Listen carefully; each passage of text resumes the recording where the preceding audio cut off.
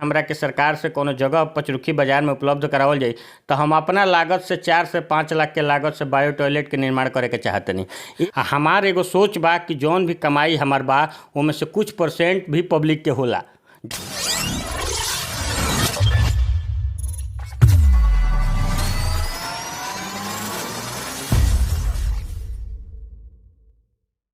नमस्कार, हम रोहित स्वागत करते हैं मैच बॉक्स पे। रवा मैच बॉक्स के लगातार ग्राउंड रिपोर्टिंग और एक खास कार्यक्रम चलता मैच बॉक्स के पंचायत में का बा वो तमाम सभी चीज़ रवा कार्यक्रम देखा तानी। आज हम आयल बानी पचरुखी प्रखंड के भाग संख्या 23 में। आज हमारे साथ मौजूद बानी पूनम देवी जी के पति कुलदीप सिंह जी। सबसे पहले हम अपने चैनल पर स्वागत करते हैं। बहुत बहुत धन्यवाद मैच बॉक्स के कि हमरा के इंटरव्यू देवे के सुनहरा अवसर देहनी लो वालो हमरा के काबिल समझनी लो। साथ ही साथ जिला परिषद क्षेत्र 23 के तमाम भाई बहन बंधु दोस्त सम्मानित जनता के आगामी होली, महाशिवरात्रि और रामनवमी के बहुत बहुत हार्दिक शुभकामना और धन्यवाद। सबसे पहले का सीधा सवाल और सटीक सवाल वाला मैच बॉक्स के क्षेत्र संख्या 23 के जनता रोवा काहे वोट दी? सबसे पहले बात हम ये कहम कि जिला परिषद क्षेत्र संख्या 23 के जनता अभी तक गुमराह भइल बा। जेकरा के वोट दिले बा ओकरा के गुमराह कइले बा। हम अभी क्षेत्र में विगत 2 साल से बानी। कोरोना काल से लेकर के सभी में हम सब लोग के मदद कैनी है। अभी घूम घूम के कैनी है। हम ब्लॉक से लेकर के थाना से लेके हर गांव में कोरोना के समय में मास्क, सैनिटाइजर, साबुन के वितरण कैनी है। लेकिन वो समय कोनो जनप्रतिनिधि हमरा ना लोकले हैं कि केहू मदद करत होके जनता के, केहू ऐसा प्रयास करत होके जौन से सरकारी फंड से भी वो चीज़ पहुँच पाओ जनता के लगे, इहो हम देखे के ना मिलल हो। तो हम तो ये कहम कि अगर क्षेत्र संख्या 23 के जनता हमरा के अगर ये चुनाव में विजयी बनावता तो हम लगातार सेवा में रहें। अभी देखत नहीं कि क्षेत्र संख्या 23 के जो जनता बा ब्लॉक में जाता तो ओकर कोनो काम नहीं होत। कैसे कि हो जाता ऑलरेडी बहुत दलाल घूमता रहे, जो दलाली चलता, खूब दलाली चलता। अभी देखत नहीं कि रोआ जन्म प्रमाण पत्र बनावे के होखे, रोआ निवास प्रमाण पत्र बनावे के होखे, कहीं बनत नहीं के बिना पैसा ले। कितना रुपये दलाली लगेला? अब 100 रुपये से लेके 1000 रुपये ले बा, ओकर कोनो मापदंड नहीं के जे जितना में फंस जा। अच्छा होंगे बा। तो हम तो सबसे पहले जीतम तो यह काम करें कि दलाली बंद हो आ जनता के बात सुनल जाओ। सभी अधिकारी लोग भी बात सुनो आ सब कर्मचारी लोग भी बात सुनो। आ दलाल लोग के बीच से हटावल जाओ। हर जनप्रतिनिधि के ये दावा होला वर्तमान चाहे जी भी लड़ता कहला कि हम दलाली खत्म कर दें, भ्रष्टाचार खत्म कर दें। लेकिन जब चुनाव जीतला के बाद उ लोग के मेंटेलिटी चेंज हो जाला, उहे बन जाला ना। ऐसा बात नहीं है। हमारा बारे में वो क्षेत्र में पता करी, हम क्षेत्र में घूमत नहीं। और ना हमरा दलाली के जरूरत बा, ना हमरा दलाल के जरूरत बा।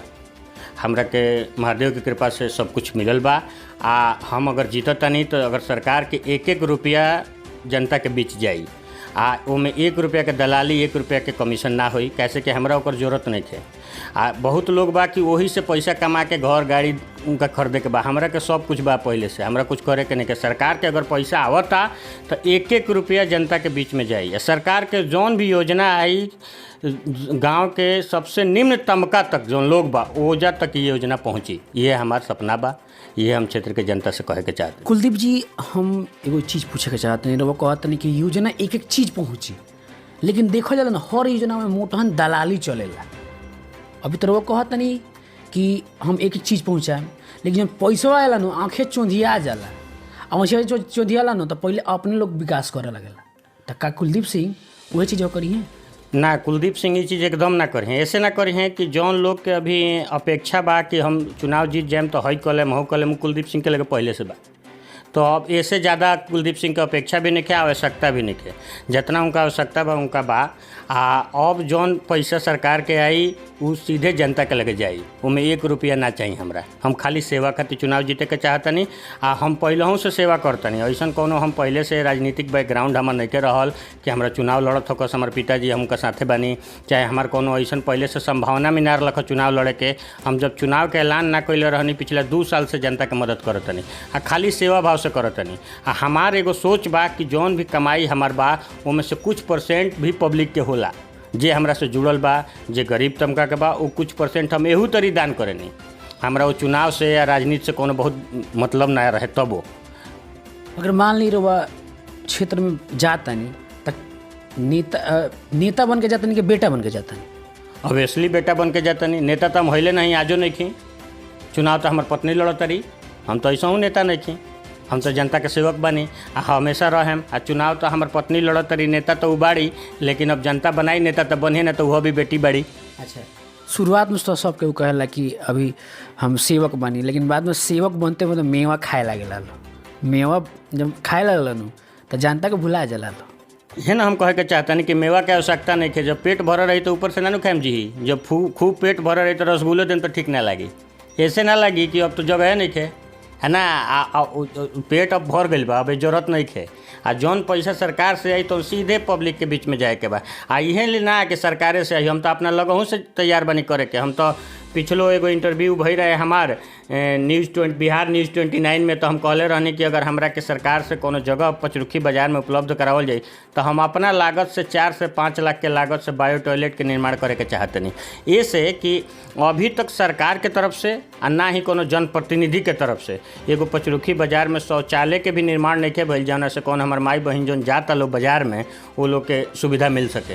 तो हम तो चाहतनी कि हम अपना लगे से खर्चा करी, हमरा तो सरकारों के आशा नहीं कि सरकार दी तो खर्चा करे। रउआ खर्चा करे में जौन योजनावा आएला का उ स्विस बैंक में चल जाला का? अब ऊ तो पूछे जनप्रतिनिधि लोग से तो बताई लो, जो अभी सम्मानित जनप्रतिनिधि वालों क्षेत्र के ऊ लोग बताई लो। एगो नेताजी के हम बात सुननी कि शौचालय खातिर वहाँ के मंगल बाबा का लगे रहनी है, तो हम कहनी शौचालय खातिर मंगल बाबा, हाँ, कि माननीय मंत्री जी से बात भइल हमार कि एगो पचरुखी बाजार में शौचालय के निर्माण कर दिया। तो हमनी के तो उतना पैरवियो नहीं है जी कि मंगल बाबा नीतीश कुमार जी के लगे जाई शौचालय खातिर, लेकिन हमनी के इतना भगवान दिले बने कि हमनी के नाहियो सरकार दी तो हमनी के बनाएम सन, आ जीतेम चाहे हारे मुझे बनाएम हम। ये महाराज देखल जाता कि ब्लॉक में एगो योजना प्रधानमंत्री शौचालय वाला योजना बाटे, उसमें बड़ा दलाली चलता। 2000 रुपया वृद्धा पेंशन में कोनो योजना में दलाली जरूर चलत बाटे। तो ई बताई कि हर एक दलाली से ग्रसित बाटे, कहेला कि हम दलाली खत्म हो कर, लेकिन सच्चाई तौर पर कुलदीप सिंह जौन दलाली के सिस्टम बाटे, भ्रष्टाचार जौन ब्लॉक में चलता, खत्म करिए, एकदम खत्म करी हैं। आ एकदम हम दृढ़ संकल्पित बनी एक खातिर कि कोनो प्रकार के दलाली ना हो। जहाँ तक प्रयास हुई माननीय मंत्री से लेके माननीय विधायक जी से लेके और अधिकारी लोग से हम बात करें कि भाई ये टाइप के सिस्टम के ख़त्म कल जाओ। आ माननीय प्रधानमंत्री के एगो सपना बा कि हर घर शौचालय, आ सबका के शौचालय वहाँ के देता नहीं, लेकिन जौन प्रतिनिधि लोग आ जौन हमार अधिकारी लोग ई लोग नहीं सोचत कि बाजारों में शौचालय होके के चाहिए। अच्छा, आ अभी ले नहीं थे, देख ली हम तो पचरुखी बाजार का हमरा बुझाता कि सैकड़ों साल हो गई बसला, लेकिन आज ले कहीं ऐसा व्यवस्था नहीं थे कि केहू महिला पुरुष हो जाओ शौच करे या सुविधा मिल सको। अभी ले केहू विचार ना कैलक है एक बारे में। आ हमनी के तो कोनो ऐसा राजनीतिक बैकग्राउंड नहीं है कि पहले हमनी के ओमे आइल बनी से, लेकिन अब आइल बनी से तो हमरा लोकल हो चीज़ हम गई नहीं है। जब लोग से बात करें तो कहते ना एक आध गो योजना चलता, सुननी हम देखनी है ना, लेकिन का जाने बंद होई कि चालू होई, अब तो पता कह सकता आधा बाउंड्री हो के चुनाव बीत जाओ, ये हो सकेला।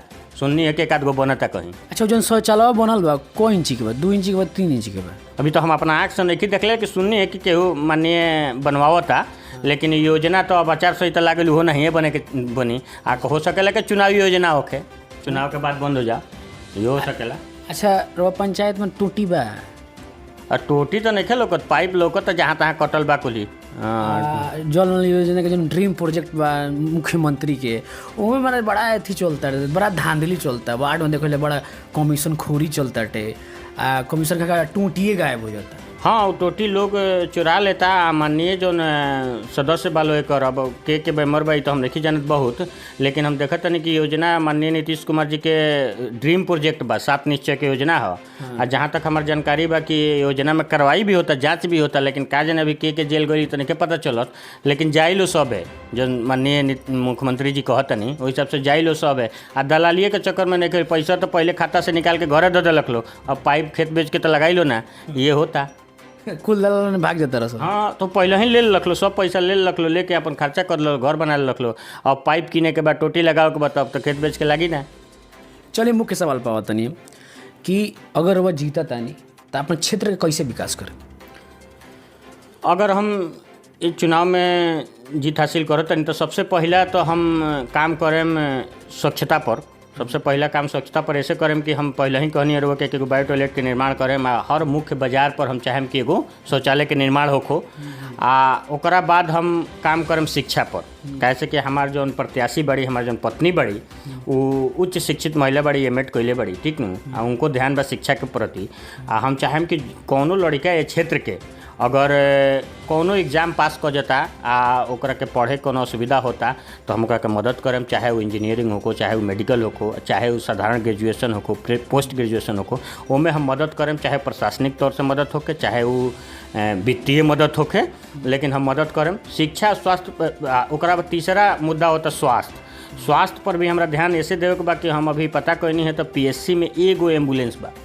पूरा, हाँ, पूरा ब्लॉक खातिर एगो एम्बुलेंस बा जौनों के समय पर पहुँचे के अभी नइखे कि कब पहुँची ना तो एगो एम्बुलेंस बा। मान ली इलेक्ट्रॉनिक चीज़ कब खराब हो जाए, कब बंद हो जाए, हैं, तो ऐसे हम जनता से कहलहूँ बनी, हम बीच बीच में लोग से कहतो बनी कि अगर हमरा परमिशन मिलता तो एगो एम्बुलेंस हम अपना से मुफ्त में लगाएम। ओकरा मतलब सरकारी फंड के जरूरत नहीं है, हम चाहे जीतेम चाहे हारेम उससे मतलब नहीं है, वो हम एगो लगाएम।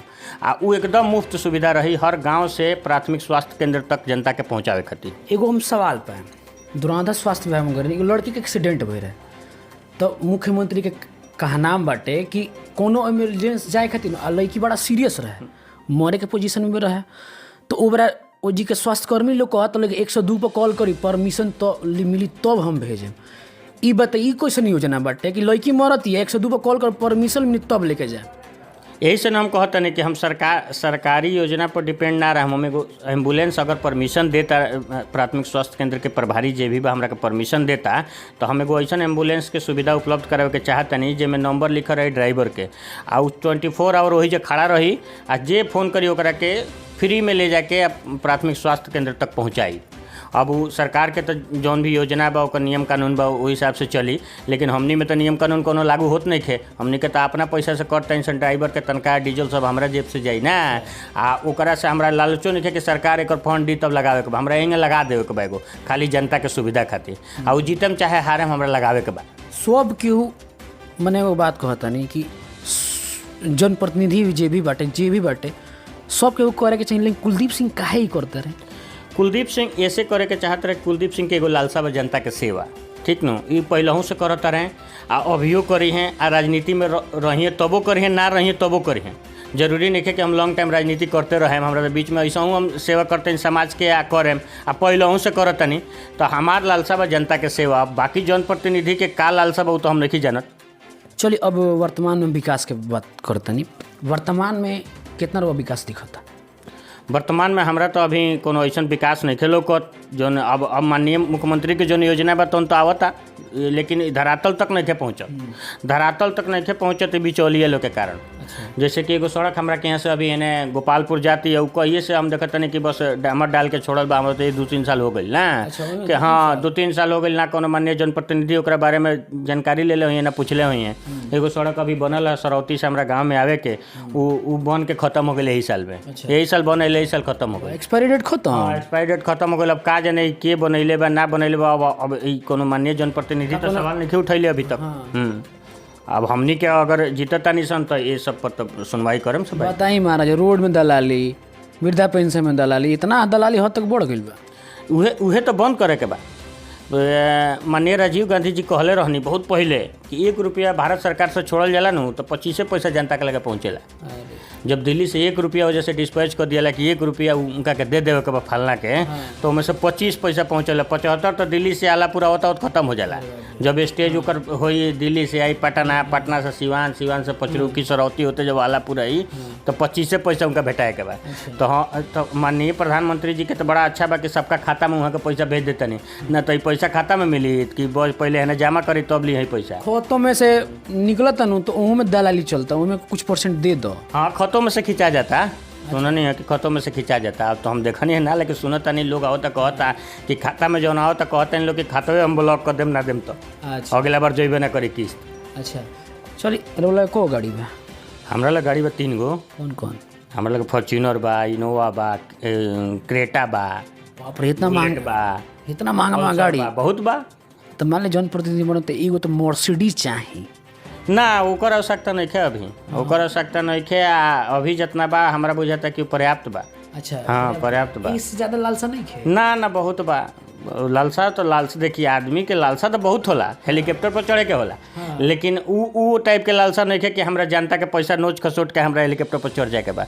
भगवान दिले बने, जीतम चाहे हम तो बनले बा हमार के हारे में तो छीन थोड़े ली आ जीतम तो दे थोड़े दी।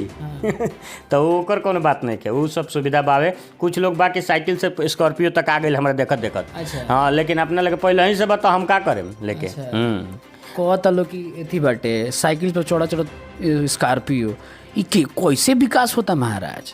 अभी तो माननीय जनप्रतिनिधि से पूछे में रहो तो खुदे पता चल जाए। भी बाटे जिला परिषद कुछ भी कहता लोग गरीब के बेटा बानी, लेकिन उन लोग के देखा जाता है कि 5 साल आता 4 जगह जमीन खरीदा जाता, 2 स्कॉर्पियो होता, आ उन लोग जन चमचा एलचा बेलचा वाला वो लोग बड़का घर बन जाता। हाँ तो चुनाव से पहले ही लोग गरीब के बेटे रहे, चुनाव के बाद न अमीर के बेटा भैल।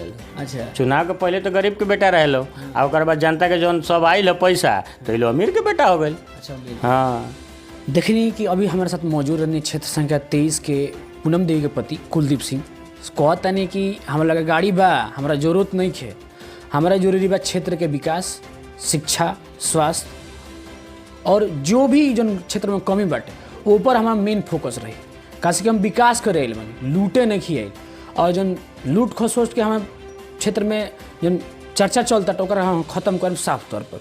काशी कि हमार मुख्य फोकस बाटे जनता के विकास। चली वीडियो कैसा लागल जरूर कमेंट में लिखी, और मैच बॉक्स के लगातार ये पंचायत में काम बा कार्यक्रम चलत रही। नमस्कार।